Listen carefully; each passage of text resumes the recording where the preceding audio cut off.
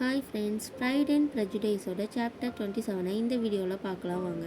போன சாப்டரில் மிஸ்டர் காலின்ஸ்க்கும் சார்லோட்க்கும் கல்யாணம் ஆகிடுச்சு. அதுக்கப்புறம் ஜேன் வந்து மிஸ்ஸஸ் கார்டினர் கூட அவங்க வீட்டுக்கு போயிருந்தால அதுக்கடுத்து என்ன ஆச்சுன்னு பார்க்கலாம். 2 மாதம் முடிஞ்சிடுச்சு. மார்ச் மாதம் வந்துடுச்சு. எலிசபெத் வந்து ஹன்ஃபோர்டுக்கு செல்வதற்காக எல்லா ஏற்பாடையும் அவள் செஞ்சிட்டா. அவளுக்கு வந்து போகிறதுக்கான ஒரு எண்ணம் இல்லாமல் இருந்தாலும் சார்லோட்காக அவள் வந்து போகணுன்னு சொல்லி முடிவெடுத்துட்டாள். அவளை பிரிஞ்சிருந்தது எலிசபெத்தை வந்து மீண்டும் அவளை வந்து பார்க்கணும் அப்படிங்கிற ஒரு ஆசை அவளுக்கு வந்தது. மேலும் மிஸ்டர் காலின்ஸ் மீது அவளுக்கு இருந்த வெறுப்பு வந்து கொஞ்சம் குறைஞ்சிருந்தது. ஏன்னா வந்து சார்லோட் கடிதம்லாம் போட்டால் கொஞ்சம் அவங்கெல்லாம் பேசினது அவர் மேலேயும் கொஞ்சம் அவளுக்கு கொஞ்சம் வெறுப்பு வந்து கொஞ்சம் குறைஞ்சிருந்தது. அதுவும் இல்லாமல் அங்கே போனால் ஜேனை பார்க்கறதுக்கான ஒரு வாய்ப்பும் கிடைக்கும் அப்படின்னு சொல்லி எலிசபெத் நினச்சா. எலிசபெத், சர் வில்லியம் மற்றும் அவரின் இளைய மகள் மரியா இவங்க 3 பேரும் வந்து கிளம்புறாங்க. அவங்க வந்து முதல்ல போன இடம் மிஸ்ஸஸ் கார்டினர் வீட்டுக்கு தான் போகிறாங்க. அங்கே வந்து எலிசபெத்தை பார்த்ததும் ஜேனுக்கு வந்து ரொம்ப சந்தோஷம். எலிசபெத்துக்கும் ரொம்ப மகிழ்ச்சி அடைகிறா. அங்கே வந்து அந்த நாள் முழுசும் வந்து ஜேனுக்கு ரொம்பவும் ஒரு இனிமையாக முடிஞ்சுது. மிஸ்ஸஸ் கார்டினர்கிட்ட வந்து ஜேனை பற்றி எலிசபெத் விசாரிக்கிறா. அவள் இங்கே இருந்தால 2 மாதம் இருந்திருக்கா, என்ன அவள் எப்படி இருக்கா, ஏதாச்சும் பேசினாளா அப்படின்ற மாதிரி அவள் கேட்குறா. மிஸ்ஸஸ் கார்டினரும் சொல்கிறாங்க இந்த மாதிரி அங்கே நடந்தது, அப்புறம் ஜேன் வந்து அவங்கக்கிட்ட சொன்னது, அதை பற்றியெல்லாம் பேசுகிறாங்க.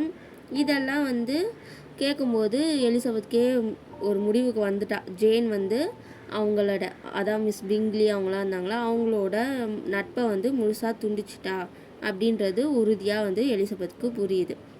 அதுக்கப்புறம் வந்து மிஸ்ஸஸ் கார்டினர் வந்து எலிசபெத்தை வந்து கேலியாக பேசுகிறாங்க. மிஸ்டர் விக்கம் வந்து அதான் அவர் வேறு பொண்ணு கூட போயிட்டாருன்ற மாதிரி அதை வந்து கொஞ்சம் கிண்டலாக சொல்கிற மாதிரி சொல்கிறாங்க. எலிசபெத் அந்த விஷயத்தை வந்து கையாண்ட விதத்தையும் குறித்து பாராட்டுறாங்க மிஸ்ஸஸ் கார்டினர். அதுக்கப்புறம் அவங்க வந்து மிஸ்டர் விக்கம்மை பற்றி, அப்புறமா அவரை வந்து யாரை விரும்புகிறாங்க, அவர் விரும்புகிற ஒரு பொண்ணு இருக்காங்கள, அவங்கள பற்றியெல்லாம் பேசுகிறாங்க. எலிசபெத் வந்து மிஸ்டர் விக்கம்மை வந்து கிண்டல் பண்ணுற மாதிரி பேசவும் மிஸ்ஸஸ் கார்டினர் சொல்கிறாங்க அவர் வந்து என்ன இருந்தாலும் டெர்பிஷைரில் தான் அந்த ஊரில், அவங்களோட ஊரில் இருந்தவரில், அதனால் அவரை பற்றி தவறாக பேசுறதுக்கு எனக்கு கொஞ்சம் வருத்தமாக இருக்குது அப்படின்ட்டு மிஸ்ஸஸ் கார்டினர் சொல்கிறாங்க. அதுக்கு எலிசபெத் சொல்கிறா, ஓ அப்படியா, என்னை பொறுத்த வரைக்கும் டெர்பிஷைரில் இருக்கிற இளைஞர்களை பற்றிலாம் என்னோடய கருத்து வந்து கொஞ்சம் மோசமாக தான் இருக்குது அப்படின்ட்டு அவள் சொல்கிறா. அவள் எதை வச்சு சொல்கிறான்னா, மிஸ்டர் டார்சியும் அவர் அங்கே தானே இருக்கார், அதுக்கப்புறம் வந்துட்டு மிஸ்டர் பிங்க்லியும் இப்போ அங்கே தான் இருக்கார், அதெல்லாம் வச்சு எலிசபெத் அப்படி சொல்கிறா. நாளைக்கு நான் அப்படிப்பட்ட ஒரு ஆளை தான் போய் பார்க்க போகிறேன் அப்படின்ட்டு எலிசபெத் சொல்கிறா. அவள் வந்து மிஸ்டர் காலின்ஸை தான் சொல்கிறா அப்படி. அதுக்கப்புறமா அங்கேருந்து எல்லாரும் கிளம்பும் போது மிஸ்ஸஸ் கார்டினர் சொல்கிறாங்க இந்த மாதிரி எலிசபெத்தை வந்து திரும்பி வர மாதிரியும் அவங்க வந்து இங்கே ஊரை கொஞ்சம் இங்கே பக்கத்தில் சுற்றி பார்க்கலாம் அப்படின்னு சொல்லி கூப்பிட்றாங்க. எலிசபெத்தும் ஒத்துக்கிட்டு அவளுக்கு வந்து அது ரொம்ப சந்தோஷமாக இருக்குது. மறுநாள் பயணம் வந்து எலிசபெத்துக்கு வந்து ரொம்ப புதுசாகவும் சுவாரஸ்யமாகவும் இருந்தது. அதுதான் அங்கேருந்து மிஸ்ஸஸ் கார்டினர் வீட்டிலேருந்து அவங்க வந்து மிஸ்டர் காலின்ஸ் வீட்டுக்கு கிளம்புறாங்க. அந்த பயணத்தை பற்றி தான் அவள் சொல்கிறாள். ஏன்னா வந்து அவளோட சிஸ்டர் வந்து நலமாக இருப்பதை வந்து அவள் வந்து பார்த்துட்டு வந்தா. அதனால் வந்து அவளை பற்றின கவலையெல்லாம் எலிசபெத்துக்கு கொஞ்சம் நீங்கிடுச்சு. அங்கேருந்து அவங்க போகிற வழியெல்லாம் மிஸ்டர் காலின்ஸோட வீடு எதாக இருக்கும், அவங்க இருக்கிற இடம் எதுவாக இருக்கும்னு சொல்லி அதை தேடிட்டு எதிர்பார்த்துக்கிட்டே அவங்க போகிறாங்க. அந்த சுற்று வட்டாரமே வந்து ரொம்ப பச்சை பசேலுன்னு ரொம்ப ஒரு அழகாக இருந்துச்சு. அதை பார்க்குறதுக்கே ரோசிங்ஸ் கார்டன் வந்து ஒரு புறம் இருந்தது அதோட வேலி. அதை பார்த்ததுமே வந்து எலிசபெத்துக்கு தெரிஞ்சிச்சு இதுதான் வந்து ரோசிங்ஸ் கார்டன். அதை தான் அவங்க ஏற்கனவே கேள்விப்பட்டாங்கள்ல, அதெல்லாம் அவள் நினச்சி பார்க்குறா. அதுக்கப்புறம் மிஸ்டர் காலின்ஸோட வீடு வந்து கண்ணுக்கு தெரிஞ்சுது. அவங்க கிட்ட போக போக பார்க்கும்போது அந்த வீட்டு வாசல்லே வந்து மிஸ்டர் காலின்ஸும் சார்லோட்டும் நின்றுட்டு இருந்தாங்க. சார்லோட்க்கு தன்னோட தோழியை பார்த்ததும் அவங்களுக்கு ரொம்ப சந்தோஷமாகுது. எலிசபெத் வந்து நல்லபடி ரொம்ப சந்தோஷமாக வரவேற்கிறாங்க. மிஸ்டர் காலின்ஸும் வந்து எப்போதும் போல் அவர் மரியாதையாக தானே நடந்து கொள்வார் எப்பயும், அதே மாதிரி அவரும் இருக்கார். அதுக்கப்புறம் எலிசபெத் கிட்ட வந்து வீட்டில் இருக்கிறவங்கள பற்றியெல்லாம் விசாரிக்கிறாரு. மிஸ்டர் காலின்ஸ் வந்து எலிசபெத் வந்து எதை இழந்தா, இதான் இவரை கல்யாணம் பண்ணிக்கிறதுக்கு அவள் ஒத்துக்கல, இதனால் அவள் என்னத்தெல்லாம் இழந்திருக்கா அப்படின்றத அவளுக்கு காட்டணும் அப்படின்ற மாதிரியே அந்த வீட்டை வந்து அது இதுன்னு சுற்றி காட்டுறதும் அதோட வசதிகளை காட்டுறதும் அப்படியெல்லாம் அவர் இருந்தார்.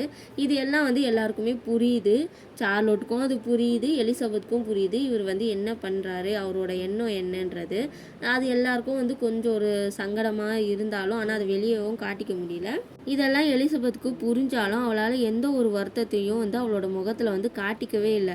அவள் கொஞ்சம் அப்படியே வருத்தப்படுற மாதிரி இருந்தால் அதை தானே அவர் எதிர்பார்க்குறாரு மிஸ்டர் காலின்ஸ். அதை வந்து அவருக்கு கொடுத்துடக்கூடாதுன்ட்டு எலிசபெத் வந்து ரொம்ப வந்து கான்ஷியஸாக இருக்கா. அவள் எதையுமே அப்படி காட்டிக்கல. ஆனால் அவளுக்கு அப்படி இல்லவும் இல்லை. கொஞ்ச நேரம் கழித்து பேசினதுக்கப்புறமேட்டு மிஸ்டர் காலின்ஸ் வந்து என்ன பண்ணுறாருனா எல்லாரையும் வந்து கார்டனுக்கு கூப்பிட்டு போகிறாரு. கூப்பிட்டு போய் அங்கே சுற்றி காட்டுறாரு.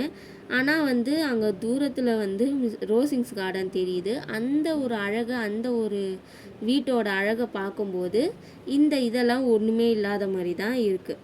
அதுக்கப்புறம் டின்னர் சாப்பிட்டுட்டு இருக்கும்போது மிஸ்டர் காலின்ஸ் சொல்கிறாரு, இந்த மாதிரி லேடி கேத்ரின் வந்து இப்போது இங்கே இல்லை, அவரை பார்க்குற பாக்கியம் வந்து சண்டே வந்து சர்ச்சில் தான் கிடைக்கும் அப்படின்ட்டு எலிசபெத் கிட்ட சொல்கிறாரு. மேலும் வாரத்தில் 2 முறை வந்து எங்களை வந்து டின்னருக்கு கூப்பிடுவாங்க அவங்க. நீங்கள் இங்கே இருக்கிற வரைக்கும் உங்களையும் நாங்கள் கூட கூட்டிகிட்டு போவோம். உங்களுக்கெல்லாம் கண்டிப்பாக அவங்கள வந்து ரொம்ப பிடிச்சி போயிடும், அதில் எந்த சந்தேகமும் இல்லை அப்படின்ட்டு அவர் சொல்கிறாரு. அதுக்கப்புறம் எலிசபெத் வந்து அவளோட அறையில் அவளோட ரூமுக்கு அப்புறம் போனதுக்கப்புறம் சார்லோட்டையும் மிஸ்டர் காலின்ஸ் பற்றியும் யோசிக்க ஆரம்பிக்கிறாள்.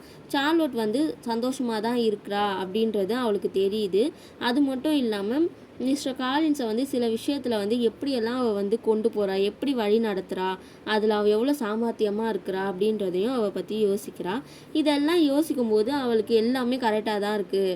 கரெக்டாக இருக்கிறதோட ரொம்ப சிறப்பாகவே இருக்குது அவங்களோட இந்த வாழ்க்கை லைஃப் அப்படின்றத பற்றி ஒத்துக்கணும் அப்படின்ட்டு அவன் நினைக்கிறான். மறுநாள் மதியானம் வந்து அவள் நடைப்பயணம், அதான் நடப்பாங்கள்ல, ஒரு வாக்கிங் மாதிரி போகிறதுக்காக அவள் ரெடி ஆகுறா. அப்போ வந்து திடீர்னு கீழே வந்து ஒரு சத்தம் கேட்குது. என்னதுன்னு வெளியே போய் பார்க்கலாம், ஏதோ பேச்சு சத்தம் மாதிரி கேட்குது. வெளியே போகலான்னு சொல்லி வெளியே வந்தால் அங்கே மரியா வந்து கீழேருந்து ஓடி வரா, அதான் சார்லோட்டோட தங்கச்சி. பார்த்ததும் எலிசா சீக்கிரம் கீழே வந்து என்னன்னு பாரு அப்படின்னு சொல்லி சொல்கிறா. அதுக்கு எலிசபெத் சொல்கிறா, என்னாச்சு சொல்லு அப்படின்னு கேட்கும்போது அவள் வேறு எதுவுமே சொல்ல, நீயே வந்து பாரு வான்னு கூப்பிட்டுட்ருக்கா. சரி நான் வரேன்னு சொல்லிட்டு 2 பேரும் கீழே போகிறாங்க. அங்கே போய் பார்த்தா அங்கே தோட்டத்துக்கு கார்டனுக்கு போகிறதுக்காக ஒரு கதவு தனியாக இருக்குது போல்.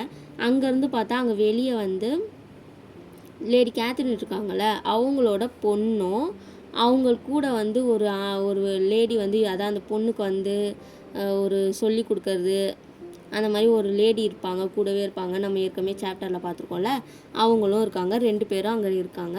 அவங்க கூட மிஸ்டர் காலின்ஸும் சார்லோட்டும் பேசிகிட்டு இருக்காங்க. இவ வந்து பார்த்ததும், என்னடா இது, இதுக்காகவா நீ இப்படி என்னை கூட்டிகிட்டு வந்த, நான் என்னவோ ஏதோ பிரச்சனையோன்னு நினச்சி பயந்துட்டேன் அப்படின்ட்டு எலிசபெத் சொல்கிறா. எலிசபெத் ஃபஸ்ட்டு அவங்கள பார்த்ததும் என்ன நினச்சிட்டான்னா, ஒருத்தவங்க கொஞ்சம் வயசானவங்களாக இருக்காங்க, ஒருத்தவங்க சின்ன பொண்ணு. எலிசபெத் பார்த்ததும் என்ன நினைக்கிறான்னா, அது வந்து லேடி கேத்ரினும் அவங்களோட பொண்ணு அப்படின்ட்டு தான் நினைக்கிறான். அதை தான் அவளும் கேட்குறா. அப்போ மெரியா சொல்கிறா, இல்லை அது வந்து லேடி கேத்ரின் கிடையாது, அது வந்து மிஸ்ஸஸ் ஜென்கின்சன், அவங்களோட கூட வாழ்ந்துட்டுருக்கவங்க, கூட இருக்கவங்க அப்படின்ட்டு மரியா சொல்கிறா. அந்த பெண் பாரு, அவங்க வந்து ரொம்ப குட்டியாக ஒல்லியாக இருக்காங்க அப்படின்ட்டு மரியா சொல்கிறா. அதுக்கு எலிசபெத் நினைக்கிறா, அவள் வந்து அவளும் பார்க்குறா, அவளுக்கும் அப்படி தான் இருக்குது. அப்புறமா அவங்களோட ஃபேஸே வந்து கொஞ்சம் சிடுசிடுன்னு இருக்க மாதிரி இருக்குது. இதெல்லாம் பார்த்துட்டு எலிசபெத் என்ன சொல்கிறா, அவள் வந்து மிஸ்டர் டார்சிக்கு வந்து ரொம்ப பொருத்தமாக இருப்பான்னு நான் நினைக்கிறேன் அப்படின்ட்டு எலிசபெத் சொல்கிறா. அதோட அந்த நாள் அப்படியே முடியுது. நைட்டு வந்து சாப்பிடும்போது மிஸ்டர் காலின் சொல்கிறாரு, இந்த மாதிரி மறுநாள் டின்னருக்கு வந்து அவங்கள வந்து இன்வைட் பண்ணியிருக்காங்க அப்படின்ட்டு சொல்கிறாரு. இதோட இந்த சாப்டர் முடியுது. அடுத்த சாப்டரில் பார்க்கலாம் ஃப்ரெண்ட்ஸ். பாய். மறக்காமல் என்னோடய கதைகள் தமிழ் சேனலை சப்ஸ்கிரைப் பண்ணிக்கோங்க ஃப்ரெண்ட்ஸ்.